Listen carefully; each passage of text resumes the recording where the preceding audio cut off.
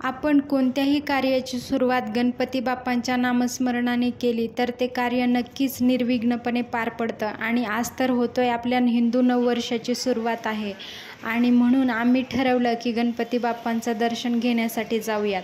म्हणून आम्ही निघालो. नमस्कार मंडळी, मी ललिता आणि माझ्या यूट्यूब चॅनलवरती तुमच्या सर्वांचं स्वागत आहे.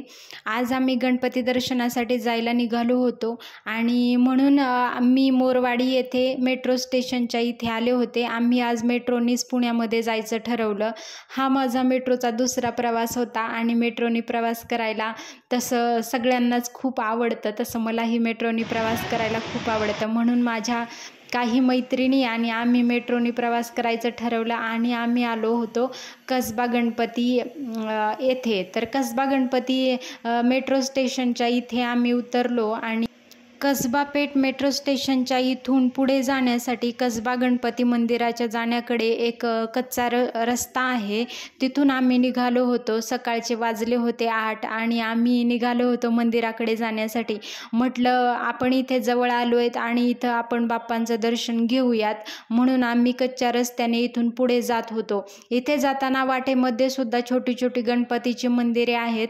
तसं आम्हाला आता मी पहिल्यांदाच इथून निघालो होतो म्हणून जाण्याचा मार्ग माहिती नव्हता, पण आमच्या पुढे जी 2 लहान मुलं दिसत आहेत ते मंदिराकडेच नेमकं चालले होते आणि म्हणून आम्ही त्यांच्यासोबत मंदिराकडे निघालो. आज आहे आपल्या हिंदू नववर्षाची सुरुवात आणि म्हणून आम्ही गणपती बाप्पांच्या दर्शनाने ही सुरुवात करायचं ठरवलं. आणि म्हणून मी आणि माझ्या काही ओळखीच्या ताई वगैरे आम्ही पुण्यामध्ये यायचं ठरवलं होतं आणि म्हटलं आपल्या नवीन वर्षाची सुरुवात इतक्या छान उत्साहाने आणि आनंदाने पार पडावी आणि ते वर्ष सुखाचं, भरभराटीचं, समृद्धीचं जावं, म्हणून आम्ही गणपती बाप्पांचं दर्शन घेण्यासाठी पुण्यामध्ये आलो होतो. आत्ता आम्ही इथल्या एका मधून जाण्यासाठी रस्ता आहे, त्या रस्त्याने आम्ही निघालो होतो. जाताना वाटेमध्ये सुद्धा गणपती बाप्पांची छोटी छोटी मंदिरं आहेत, जी तिथे पूर्वीपासून ती परंपरा चालत आलेली आहे की तिथे गणेश मंडळ वगैरे ते गणपती बसवलेले असतात आणि गणपती तिथे स्थापित केलेले आहेत. तर अशा प्रकारे आम्ही रस्त्याने, त्या कच्च्या रस्त्यानेच आम्ही पुढे निघालो होतो.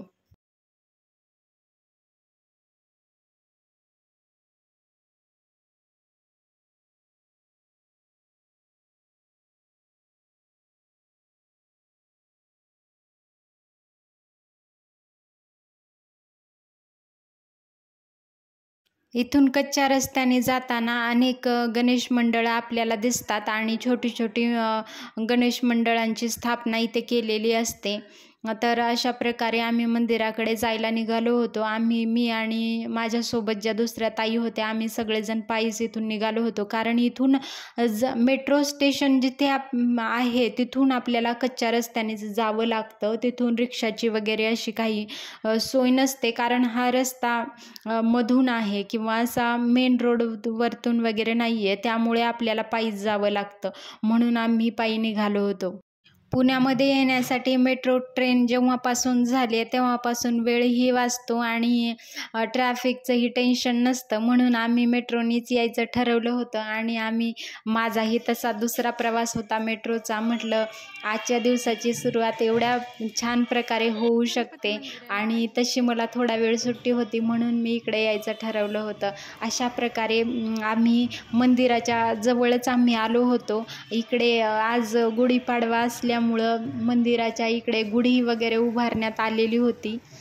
सकाळचे 8:15 वाजले होते तेव्हाच आम्ही इथे पोहोचलो होतो. तसं आम्ही खूप लवकर निघालो होतो आणि अशा प्रकारे गणपती बाप्पांच्या मंदिराचं इथे कसबा गणपती मंदिर आहे हे. अशा प्रकारे आज जी मंदिराची सजावट वगैरे केलेली होती आणि गुढीसुद्धा उभारलेली आहे. तर आजच्या दिवशी दर्शन घ्यायचा योगायोग येणं म्हणजे हे भाग्यच लागतं. अशा प्रकारे आम्ही म्हणून आज यायचं ठरवलं होतं. पाडव्याच्या शुभ मुहूर्तावर गणपती बाप्पांच्या दर्शनाने जर आपल्या वर्षाची सुरुवात होणार असेल तर नक्कीच असा योगायोग परत मिळणार नाही, म्हणून पाडव्याच्या दिवशी यायचं ठरवलं होतं. अशा प्रकारे आम्ही मंदिरात आलो होतो आणि मंदिरामध्ये असं जुनं बांधकाम आहे आणि लाईटिंग वगैरे असं त्यांनी डेकोरेशन केलं होतं आणि वेगवेगळ्या अष्टविनायकांची तिथे चित्रे प्रतिमा वगैरे वरती लावलेल्या आहेत आणि जुनं असं लाकडी बांधकाम आहे मंदिराचं. आणि आम्ही दर्शनाच्या रांगेला थांबलो होतो.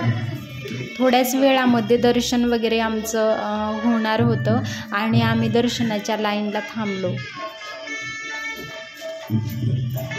फुलांची वगैरे अशा प्रकारे सजावट केलेली होती. पाडवा आहे त्यामुळे खूप छान मंदिर सजावट वगैरे केलेली आहे. आणि आम्ही आलो होतो गाभाऱ्यामध्ये. मी गाभाऱ्यामध्ये तुम्हाला गणपती बाप्पांचं दर्शन वगैरे दाखवेल. तर फुलांची वगैरे गाभाऱ्यामध्ये सजावट केली होती. लाईटिंग वगैरे सगळ्या लावलेल्या आहेत आणि गाभाऱ्यामध्ये लाईटची व्यवस्था वगैरे सगळी खूप आहे. तिथे आल्यानंतर बाजूलाच छोटंसं दत्तात्रेयांची मूर्ती आहे आणि तिथेच पुढे गेल्यानंतर गणपती बाप्पांची सुद्धा एक मूर्ती आहे आणि तिथेच बाजूला महादेवाची पिंड वगैरे आहे आणि तिथून बाजूलाच विठ्ठल रुक्माईची सुद्धा मूर्ती आहे. हे खूप जुनं आणि दगडी असं बांधकाम आहे मंदिराचं. कसबा गणपती हा सगळ्या गणपतीपैकी पुण्यामधील पहिला मानाचा गणपती मानला जातो. म्हणून आम्ही कसबा पेठ गणपती बाप्पांच्या दर्शनाने प्रथम इथून दर्शन घेऊन पुढे जाऊयात म्हणून आम्ही इथे आलो होतो. अशा प्रकारे गणपती बाप्पांची सुंदर अशी मूर्ती आहे आणि आमचंही दर्शन खूप छान प्रकारे झालं. आजच्या दिवशी एवढीशी गर्दी नव्हती आणि दर्शन घेऊन मी बाहेर आले होते. बाहेर अशा प्रकारे मूर्ती वगैरे लावलेल्या आहेत आणि हा आहे मंदिराच्या बाहेरचा. इकडे दर्शनाची रांग वगैरे सगळेजण दर्शनासाठी थांबलेले आहेत आणि बाजूला असं लाकडी बांधकाम आहे आणि भिंतीवरती वगैरे मूर्ती गणपती बाप्पांच्या लावलेल्या आहेत. छान प्रकारे गणपती बाप्पांचं दर्शन झालं आणि मी बाहेरच्या बाजूने तुम्हाला दाखवते की कशा प्रकारे मंदिराचा आजूबाजूचा परिसर वगैरे आहे. तर इकडे वरती कळस अशा प्रकारे आहे आणि बाजूलाच अष्टविनायकांच्या मूर्ती आहेत आणि इकडे प्रदक्षिणा केली जाते. हा तो मार्ग आहे.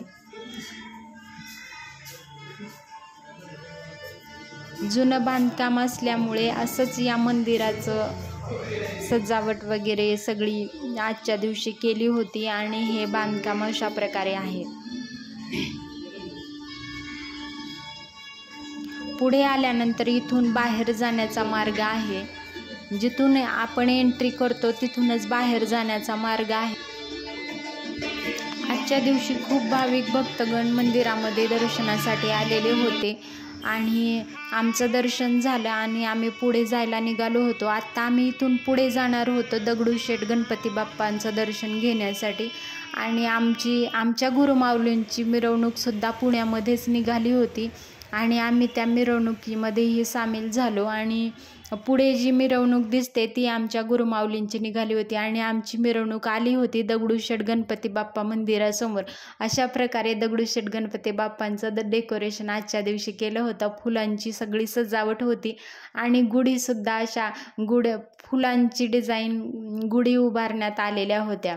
आम्ही खूप लवकर घरून निघाल्यामुळं नाश्ता वगैरे काही केला नव्हता म्हणून आम्ही उसाचा रस वगैरे इथे घेतला आणि थोडा वेळ बसून मग पुढे दर्शनासाठी जायचं ठरवलं. दगडूशेठ गणपती बाप्पांचं दर्शन आम्ही घेतलं होतं. व्हिडिओ कसा वाटला हे कमेंटमध्ये नक्कीच सांगा आणि चॅनलला सबस्क्राईब करा. धन्यवाद. पुढील भाग बघण्यासाठी चॅनलला सबस्क्राईब करा.